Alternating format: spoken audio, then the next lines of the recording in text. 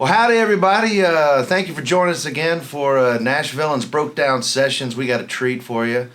We got Richard Young here with the Kentucky Headhunters, and we're going to talk to him about some songs and where they got started and everything. And what I wanted to start with was I didn't realize how far back you guys went. Right, yeah, I was researching a little bit, and you guys went down to what? Started in 1968? 1968. Were you part of that original group? Yes, sir. Oh, right. Same bunch. I couldn't tell. Well, yeah, no, that's because I weighed 135 then. But no, we started. We live on a family farm. It's been in our family for a couple hundred years, and it's like 700 acres. And my grandmother wanted to buy. Her name was Effie. She kind of ruled the roost around the community. She got electricity put in the highways. Is that right? Wow. Yeah. Wow. Yeah. And but we won't get political. But anyway, but she. Well, a woman's gonna get things done, ain't she? Yeah, man. But they will. Yeah. One way or another. But anyway, we got. She wanted to buy this extra 100 acres to put on her farm, to add to the farm, and it had this quaint little old clapboard house. Scott's been there. We wrote a song in there, didn't we? Yeah. And it's just just a plain old boxy house, but. People wanted to rent it because it's a beautiful place down on the Beaver Creek there in our area, and she didn't want to fool with renting it. She didn't want to keep it up, that sort of thing. So she turns it over to two grandsons and their two cousins. Of course, being Fred, my brother, and then Anthony Kenny, our cousin, and Greg Martin, our cousin. Okay. And we moved into the music house because we were driving our parents crazy, practicing in the living room. You know how that goes. And, all too well. Yes, all too well. Well, we were lucky to have that, though. Yes. But anyway, we started out there, and because we did have a great landing strip and had our own little thing, vibe going, we were able to I guess, excel quicker than we would have if we had lived apart and. Oh yeah, if you guys could get together and just hone your craft. It's like.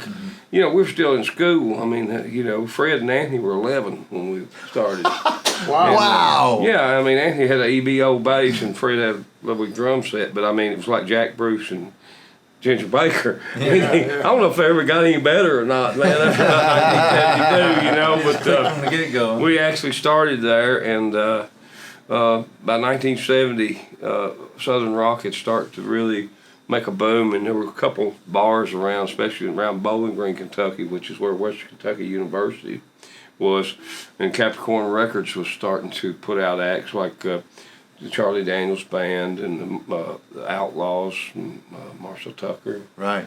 All these bands were coming out, and they were just a bunch of kids a little older than us, but they were getting started.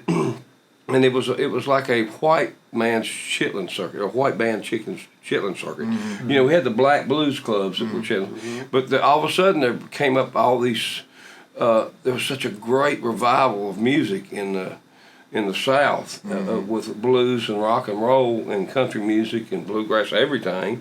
So you had all these acts coming out of the woodwork, and we were just kids, but we were good at what we were doing. So. We would we knew all the bar owners, J.R. Spillman, thank you, and we played a place called the Yellow Hydrant in Bowling Green. And bands would come in there just getting their start, like the Outlaws or Charlie, and oh my God, bands from Atlanta like Hydra, and if you've never heard that band, you need to check them out. They didn't quite get their due, but just so many great bands. And we were... The back of the stage was out on the stage was sitting here, and it had an opening on the street where you loaded into. So they kept it open at night because it was so hot in there. But when we played, because Fred and Anthony at that time were 13 and Greg and I were 15 and 16. You were playing that club at that age? Yeah. But we would open for these guys, but we could watch them, but we'd have to, once we played, our parents had to drive us, of course. Yeah. And we would have to stand on the sidewalk, but we could peer in through that opening Yeah. and see all these great bands So playing. what did your mom and dad think about that trajectory? What did they think about you playing clubs and bars or that particular scene? I look back. Well, I Did mean, they stand outside with you watching everybody, or were they no, inside? They'd sit in the car or something. They weren't they weren't germ parents. They Yeah, they right. didn't care whether Yeah. they were there or not. Yeah. That sort of thing. So, but they weren't people to follow us around the gigs once we got where we could drive and that sort of thing. Unless I'm sure they were very proud that we were playing music. But I mean, they started us out when we were kids. Fred and I had to take tap dancing I took it 8 years. Is that right? Yeah, but it helped me to You're going to have to show us some of that a little bit. Yeah, right. You reckon? Yeah, but it helped me to be able to entertain an audience. Yeah. You know what I'm saying? Right. Yeah. So it was actually a good thing we Probably did. timing too, right? I'm sure rhythm. Oh, yeah, your timing. rhythm. Oh, probably- absolutely. Yeah. Shuffle step and all Yeah. that stuff. Yeah. Had to There you go, Scott. There's had a to little be bit. on it just a little bit. Little soft And shoe tennis for you. shoes, by the way. No, Maynard G. Krebs boots. We got to do that, and then we just kept playing bars, and of course, and then eventually the bands that we were opening for became huge. Yeah. So we got to be the club band there because they'd seen us there with these bands. So Right. different rooms, soundstage in Louisville, Kentucky. I mean, good Lord, we played with everybody from Mitch Ryder and Detroit Wheels to Jesus Christ, I don't know who all, a bunch, with Itchy Brother and. So how long was Itchy Brother? What span of time did And that what caused cover? you to change the name? Well, it was, like I said, it was Fred and I, my brother, who played Yeah. drums, and then Greg Martin on lead guitar, our cousin, and then our other cousin, Anthony Kenny. And that was Itchy Brother. Right. And where'd that name come from? Is that too personal? Okay, there's about 3 things here I need to tell you. Yeah, okay. But let me get this in, you can edit it how you want to. All right. Actually, when we started the band, and like I told you, Fred and Anthony were 11, so the only times we could practice was the weekends, and it was Saturday, cartoon day for 11-year-olds. Oh yeah. Yeah. But we'd drag them up to that music house, man. Yeah, and right. Greg, but they would not go till they could watch King Leonardo and Friends. Yeah. You remember King Leonardo? No, I've never heard of that. Okay, King. That might be regional. Oh no, it was. It was very national? International. Oh, Yeah, okay. King Leonardo and Friends was. There was a lion named King Leonardo, and then he had a sidekick named Odie Collodi, who was a skunk. Okay. And then you had his brother, who was kind of real scraggly looking. He was called Itchy Brother. And he had a guy. Okay. He had now we're getting to it. Yeah, he had a sidekick that manipulated him with a trench coat, gangster type, named Biggie Rat. And they were always, Biggie Rat was always trying to use Itchy Brother to overthrow the king. Oh wow. We had to watch that, but we looked more like Itchy Brothers than the king. Yeah. Right. So that's where that name came from. That's awesome. But as time went by, of course, in the 70s, finally we got out of high school, all of us, and then Capricorn Records had been watching. Obviously, it's been following us like a somebody trying to.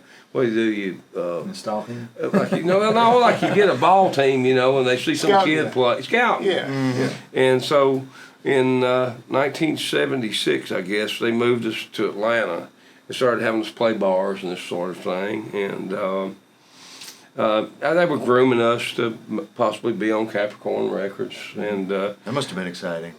you know it. Yeah. I mean, 76, 77, it's still a great time. But then the label started to wane, and there weren't that many good Southern rock bands out there, and we were a little heavier than your normal Joes, so, and then the night that Ronnie Van Zant and those guys crashed, we got up the next morning, and we heard about it, and we just, looked at each other and, we got to go home. There's nobody going to sign a Southern rock band right now with this black cloud. It's so sad time, Right. So we came home and licked our wounds, and then we ran into Mitchell. I actually made a phone call. You can't call a record company on Friday afternoon at 6 o'clock in New York City, but I did. I didn't know that because we were stuck in the snow That's down at true. Mom and Daddy's, and I was looking through the album covers, and I said, "Here's the label we need to go after," and it was Swan Song, Led Zeppelin's label. And it's like, what do you think the odds of that are? You know, 0. Yeah. But anyway, I could remember that guy wanted to be a Marine guy, Bob, 0. Brett's dropping everything over there. Sorry We're all about good. that. But anyway, I called up the label, and once we went there, you know, it's Swan Song Records was on Rockefeller Plaza, and it's once you got there, there was a lady named Helen that was in charge of the whole floor, and when you walked through the main doors of Zeppelin's label, they Helen was there, and she was a lot like Colonel Clink's secretary, if you know what I mean. So nobody got past Helen, but she had gone home, and there's this young guy that worked for the label, was a scout, and also traveled with the bands, also when they were on the road. Yeah. Zeppelin, Bad Company, Maggie Bell, some of those bands, and Mitchell Fox, and he could never resist not picking the phone up. So he was leaving at 6 o'clock New York time to go home. Picked up Helen's phone. I got him on the phone Wow. for 30 minutes. Wow. And I don't know what I said, but it intrigued him. And then my sister was dancing at Mimi Girard Dance School in New York. It was a special course she was taking. And she said, where is this dude? I'll go over there and see him. So, and I'm sure the fact that my sister was nice looking didn't hurt anything. Yeah. And so Beauty and Southern gumption. she went over but anyway, so Mitchell called me up and he said, okay, I'm going to fly in on Friday night, late flight. Somebody pick me up at the airport. I'm going to watch the band and get back on the plane. And Sunday afternoon, we were trying to push him through the turnstile. We all became great friends. Oh, that's And great. so we started working with Swan Song. And Peter Grant was aware of it. And, you know, Jimmy knew about it. And so we're just making demos and hoping, you know. Yeah. John Bonham dies. Yeah. Yeah, John Bonham dies. I'll never forget, I heard it on the radio, and then Mitchell Fox called, the party's over. Oh, You know, it's sad, but it was interesting to actually be in the inner circle of that going on. Oh, I bet. When it came down, but it was very heartbreaking, and I'll be honest with you, it threw us almost into a shock. Yeah. Because, you know, it was a great opportunity, and it was going to happen. So Yeah, right. we just. Yeah, you've had several of those hard luck kind of and the rock stories and roll alongside. thing, you know, and who would have ever dreamed in a million? If somebody had told me in 1976 that I was going to be in a band that was going to put an album out in country music, I would have laughed them out of the room. Man, that wasn't what we were. We were Yeah. a Southern rock band, Yeah. and of course, Itchy Bill was a little bit heavier than the Kentucky Headhunters, but. You softened as you got older. Huh? You softened a bit as you got older. No, it was just a period of times in our lives when we, you know, you ask how Itchy Brother got to be the Headhunters. I told you it'd be a long way around. Anyway, That's good. we thought after we kind of licked our wounds from the Swan Song thing, we thought, well, let's try it again, you know. And Sure. so Anthony had just gotten married, our cousin, and had a pretty steady job. We were just playing on weekends occasionally and that sort of thing. And he said, man, I don't know if I can take another lick, you know. Yeah. You know? So were you doing covers during that time, or did you No, have you been always writing? originals. Always originals. Even yeah. in the early Itchy Brother days with bars, I mean, we'd send them a song list and it'd be 90% original songs. And they'd say, I never heard that song. I said, no, that's what we wrote. Yeah. He said, well, you can't come to a bar and play, and we would never play 4 sets. If we saw that we had to do something, we would play 2.5-hour sets with a 30-minute break. We'd kill ourselves. Rather than we did concerts, we didn't do. Yeah, right. You know, and so I don't know. Anthony just couldn't, and so Fred had been playing with the pop singer Sylvia to make some money, which was a wonderful girl. Yeah.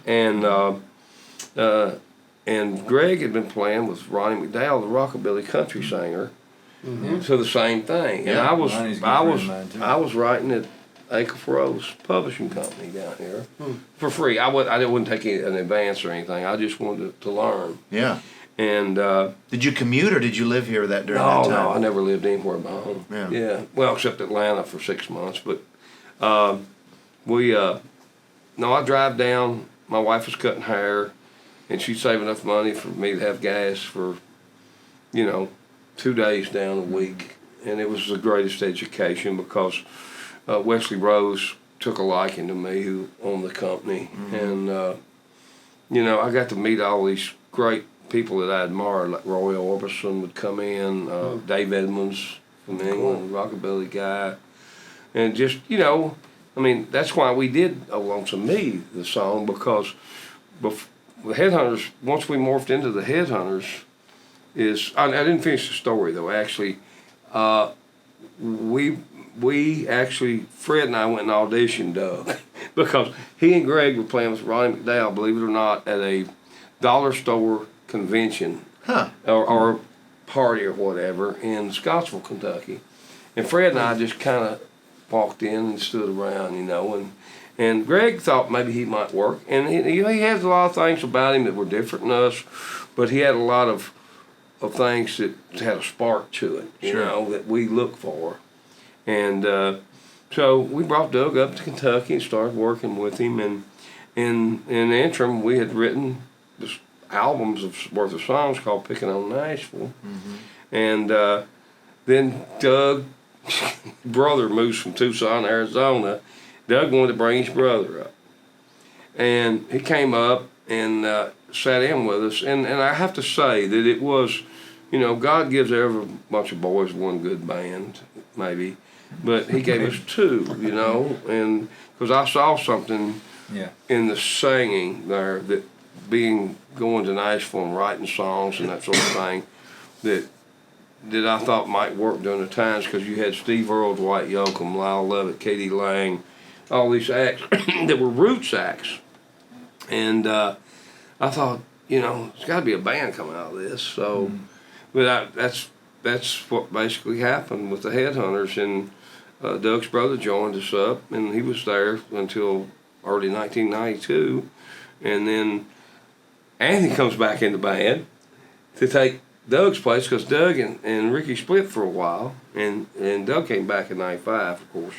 But we had an old friend that sang in the Itchy Brother, Mark Orr, who had been, when we were all being la-di-da out having fun, he was in Shaw Valley in Hamburger Hill when we were listening to the Beatles' White Album. So it was, my goodness. And this guy's monster singer, But he came to our rescue, and so it was great to be able to do that, not only for our friend him, but as a veteran. Absolutely. And so it was a good thing, and we did a couple of great albums together. We did Rave On, which is bigger than the albums we put out earlier in Europe, and I didn't know that until we got over there, because they're not as country formed as we Right. Yeah, their genre is a lot looser than what ours is. And everything works out for a purpose, and we would have never met Johnny Johnson or been able to do an album with Chuck,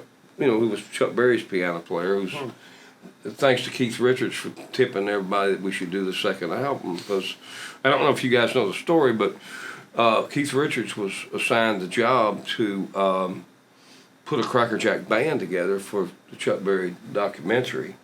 And he said, well, I'll do it. But Ian Stewart, who had played piano for the Stones all the years, was on his deathbed, and Keith said, what are we going to do? You can't die. You gotta be here. And, and he goes, go find Johnny Johnson. He's alive and well in St. Louis. And that's a very Keith Richards thing to say. Oh, yeah. You can't die. You can't die. I can, but I won't, and you can't. But anyway, Keith went and found Johnny, and Johnny agreed to do this. Well, don't you just love that when that happens? I used to have Cashmere on there, but I don't have it anymore. T.J. Lyle, Georgia Thunderbolts. You might know he'd call me right now. All right.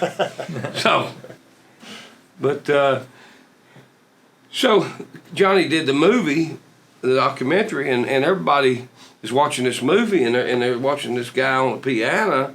He's a very great gentleman, was so mild-mannered, but you watch him, but when they start playing, he's sitting here looking at Clapton and say, don't do that, do play like this. And he's telling him and Keith. What? He's telling Clapton that. And Keith how to play these songs. and they don't budge. They do exactly what he said. Yeah, they respect because they respected him. Yeah. And wow. So when that all was said and done, it became quite obvious that Johnny had a whole lot to do with Chuck Berry's songwriting process. And speaking of songwriting, besides the Headhunters, you've written some outside stuff also, right? Not much, but we can talk about that in a minute. But let me tell you, Rich,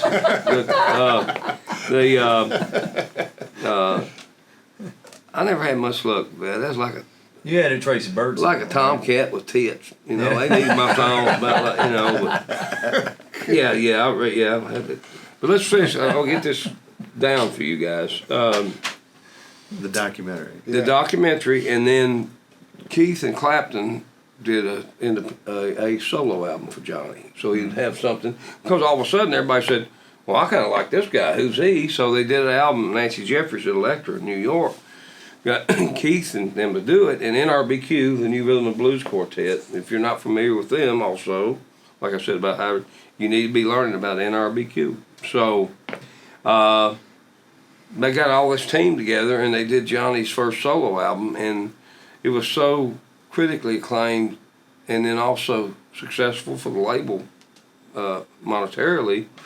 Then they said, "Well, we got to do another one," and so Pierre, who's Keith's guy, his right-hand guy, Keith asked him, said, "Who would be good to do this album as a self-contained group? Let's don't be flying tracks all over the world." He said, "Get the Headhunters, man." He said, they got the blues thing down, and they're down there on the farm. Yeah. So about a month later, we're sitting on the porch waiting for Johnny to show up. Mark picked him up and brought him up from Nashville, from the airport. And so you guys backed him up. Because we thought, and believe me, the label done tipped me off. They said he's wanting to do some blues jazz. So I was digging deep into my Billie Holiday records, and I was basically went into a zone for a while, from the 30s and 40s, 50s. And but Johnny shows up, and really, he was 78 then, maybe, I guess. And he walks up on the store, and he got a cigar, and he said, "All right, boys." He said, we're gonna jam on something. If I like y'all, then we'll make an album together. If I don't, I won't be took back to the airport." We had the audition. Wow. What pressure. Okay. So he said, "What y'all want to do?" And I said, "Let's do Little Queenie." Of course, we wound up recording it with him later, but we did it, and he stood up, put his cigar in the ashtray on that piano. All we had was a Wurlitzer piano. We didn't even have the legs for it. We put it up on one of those wicker planers. So that means he doesn't have a sustain pedal. He don't need no sustain. Oh, no. Okay. Well, that's the good. man had literally, if you watched him play pianos, it was like two big baseball gloves doing this. Yeah. But if you listen to the music, he's so intricate and so fast and so precise. Yeah. And I used to look at it, it looked like 10 bananas going dancing around. But he was the greatest, So anyway, we were very fortunate we got to do that and became great friends. And I'll say this, this is a borrowed line from Conan O'Brien's band, is they said, there's our band, I'll say it like us, there's the Headhunters before Johnny Johnson and the Headhunters after Johnny Johnson. Wow.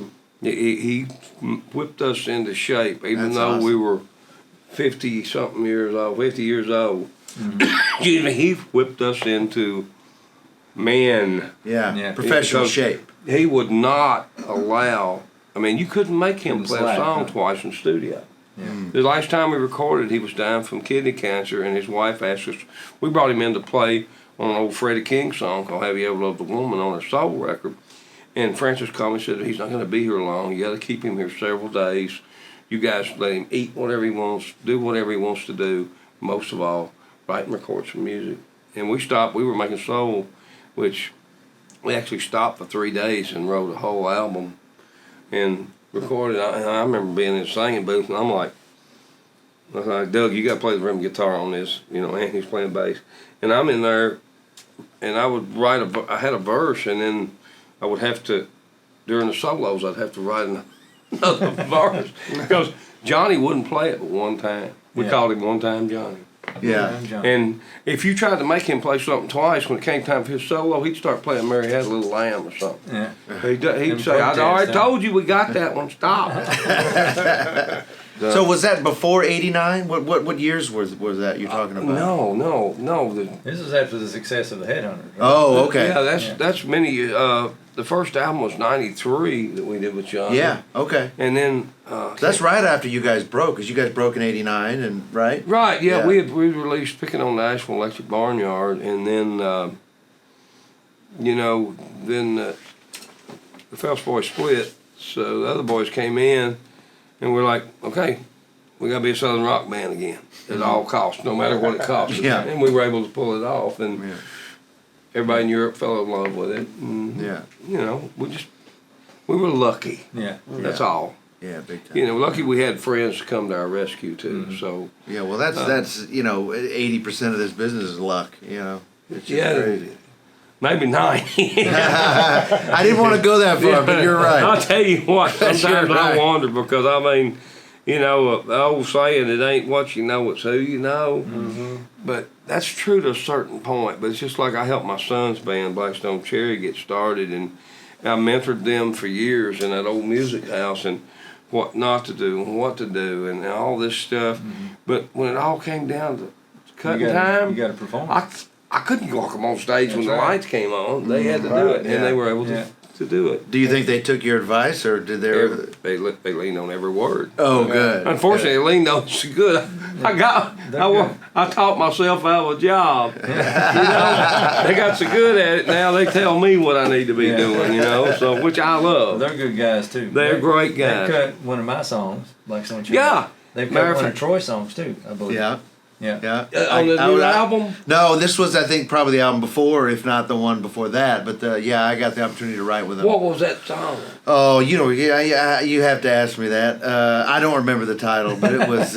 It was. Well, damn, boy, you got to figure that out. No, I'm kidding. No, I know. But you got one that just came out. Yeah. This. I love. It's called In Love with the Pain. In Love with the Pain. When I heard the album, I said to myself, that's one of the two best songs on that record. Don't tell the boys I said that. But I think that was a great song, and it's got a real commercial feel to it, and it's a happy song. And I just saw they got a video out blowing up on it. So good for you, pal. Yeah. Good.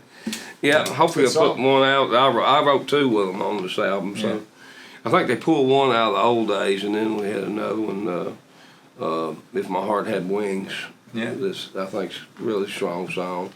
But you know what I was most proud of about this album, and I didn't even know he was doing it. I knew he was behind all these crazy keyboards. But my son John Fred, who's a drummer, actually arranged and played all the strings on this record. Oh, wow. Oh, wow, cool. It flipped me out. I'm Yeah. brought me to tears because I didn't know you had to do that. I mean, I knew he was staying up late night hours in his little room back there, and I'd go up to the house and ask Ashley's wife, I said, "Where's John Fred? He's still asleep." And I said, "Well, he stay up all night?" She said, "Yes." So, I mean, the band flipped out too, because he wouldn't let them hear anything they got it done. But it's Cool. pretty cool stuff, and I've been helping a new band. Matter of fact, I just had them with the Almond Betts band in Roanoke, Virginia last year. They're a great new Southern rock band, and really young cats, 22, 23 years old.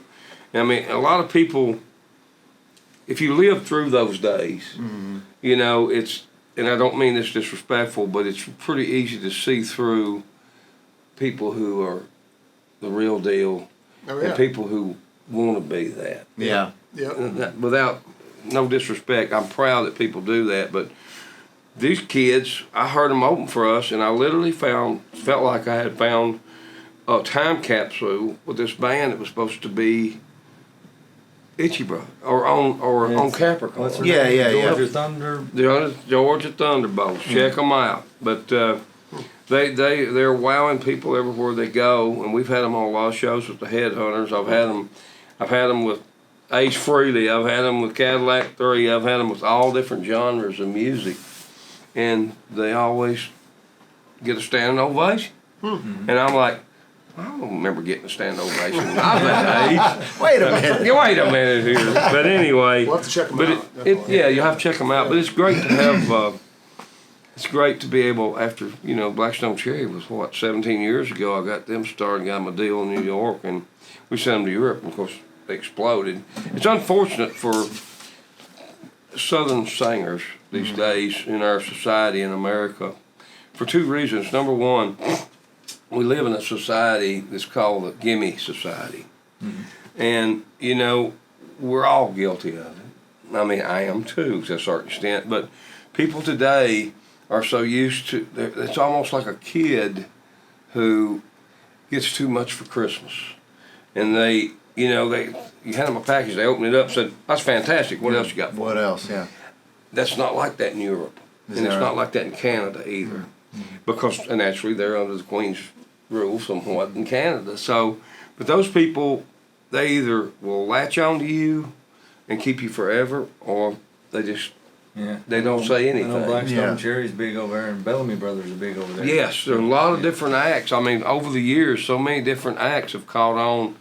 But, it's really been hard for Blackstone Cherry or any band with a Southern accent. I didn't know till a while back that you can't give out the news if you're from the South and have a Southern accent unless you go be trained to not be that. Really? I had no clue. Really? Yeah. That's or something like that, But it ain't right. Y'all. Yeah. That's the clip. That's the news, y'all. Yeah. Kiss my grits.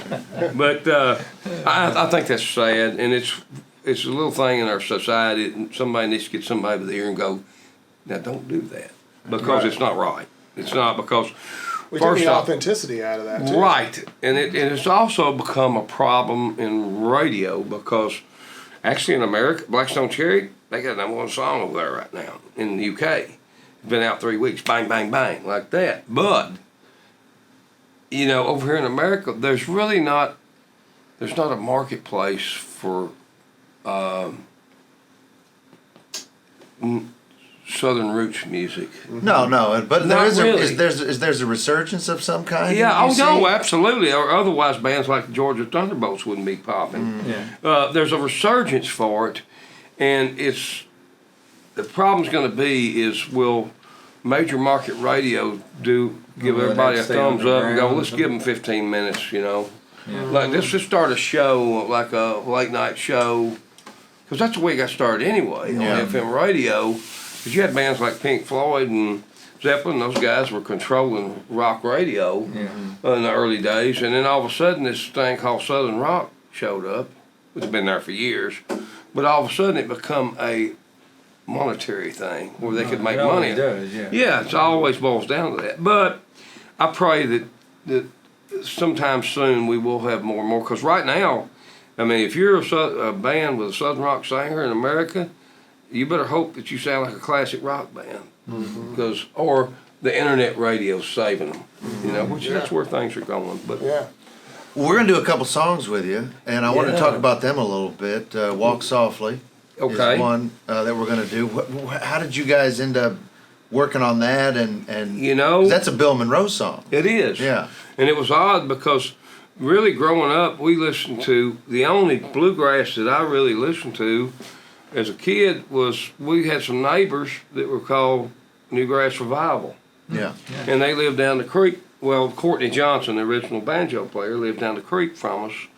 And I know there used to be this old man that would milk cows, and then he'd come home and he said, "Well, y'all gonna have to work out your practice times better." Said, it's messing up my equilibrium. Said, "Y'all get up there at that music house, y'all, with them loud amplifiers and drums." And then Courtney and them's down there with banjos and mandolins and all this stuff. And he said, "I got one coming out of one ear and one out of the other one standing in my yard." And you know why I didn't believe him? I went, and sure enough. I said, "Y'all play something." Courtney and them's practicing. So, but Bill Monroe, of course, is from Rosine, Kentucky. About 5 miles from Beaver Dam. He's from Kentucky. But Rosine. And we had never. I mean, yes, we know who Bill Monroe, of course, but we didn't sit around and listen to Bill Monroe music. And the only thing we knew about bluegrass and Bill Monroe was through Newgrass and Sam and Courtney and all those guys. And we were in the practice house, and Ricky Phelps had been doing this walks-offy in a bluegrass band. And he brought it in, and it was kind of like, he was like, hey, yo, however they did it, and I'm like, oh man, that ain't gonna cut it for us, you know. Yeah, it was probably pretty straight. Yeah, so I said, how about this? And we kicked in, Yeah. we played the whole thing through, and the fade, the reason we did the fade, because we couldn't end it, because we didn't know how to end it. We never changed it.